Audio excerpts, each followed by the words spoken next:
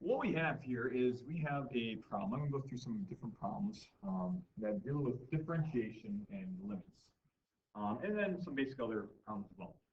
What we have first is a equation from some homework that we had on page 72 and number 48. And this one, what we're doing is we're trying to find the limit as x goes to negative infinity, as x goes to infinity, and also as x goes to 0 to the right and left side. We're given a piecewise graph, which is located right here. And what we want to do is we want to try to figure out what these limits are.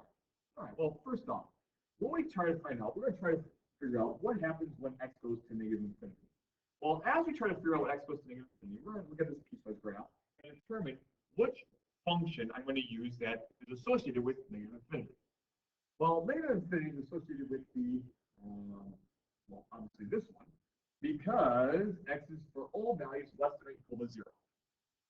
So we're going to look at this, and we're going to take the limit, all right, of x as x approaches negative infinity for the function x minus 2 over x minus 1. Now, in this one, what we can notice is that as we compare the growth rate of the numerator and denominator, we realize the numerator and denominator grow at the same rate. So if we know they grow at the same rate, we can look at the leading coefficient. It's a little shortcut to do that. And we can see that our leading coefficient is 1 and 1. So we can say that this limit is going to equal 1. Going to the next one, what happens when x goes to infinity? Well, when x goes to infinity, we're going to look at our next equation. Our next equation is, well, infinity is definitely going to be for the value, which is going to be greater than, all right, 0 right there, greater than 0. So we're going to plug that in there, 1 over x squared.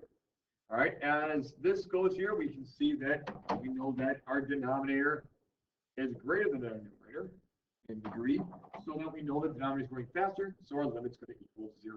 All right, 0, so we'll put a little donut here, sprinkles. That's what I like to do when I have 0 value. All right, next, I'm going to get rid of these two things so you can see these functions better. From here now, we're going to identify what happens to the limit as x approaches 0 for the left. Now, the left is all values which are less than 0. So what we're looking at is this function right here. Once again, we're going to be using, all right, to the left, all right, x is going to be less than or equal to 0. So we're going to take the limit as x approaches 0 from the left side, which would be all values less than 0, or values that will be less than 0, of x minus 2 over x minus 1. When we do that, we're going to solve this limit by seeing if it's continuous there.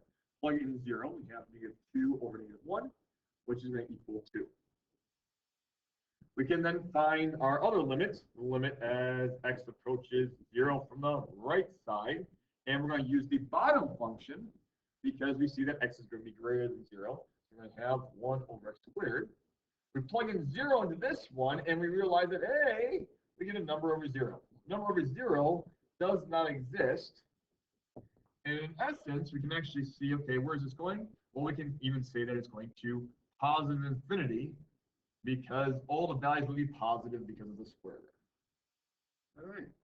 Well, hopefully this helps you out in identifying how to use a piecewise graph to solve various limit problems involving infinity and those that are approaching some different values of c, in this case, 0 to the right and left. All right, hope this helps you out. Good luck and God bless the rest of your problems.